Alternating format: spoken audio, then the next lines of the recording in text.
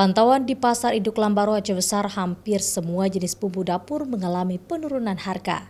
Penurunan signifikan terjadi pada cabai merah. Setelah sebelumnya mencapai harga tertinggi Rp100.000 per kilogram, salah satu bumbu dapur itu kini turun hingga Rp22.000 per kilogram. Bawang merah berada pada posisi stabil di kisaran harga Rp28 hingga Rp30.000 per kilogram. Cabai hijau dan cabai rawit juga terpantau stabil, sementara harga tomat bertahan hingga kini di harga Rp6.000 per kilogram. Cabai 20 sama 22. Kalau 18 ada juga. Bawang 32, 34, bawang putih 20, 22, bawang Peking 20 sama bawang besar itu 20 sama 15. Daya beli masyarakat turun walaupun kebutuhan enggak sama dengan tahun yang kebelakang. Kan walaupun Covid daya beli kencang.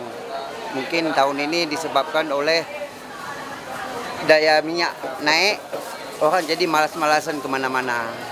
Menurut pedagang, harga sejumlah bumbu dapur turun karena stok yang banyak tersedia, karena sentra produksi sudah panen, juga disebabkan karena penurunan daya beli.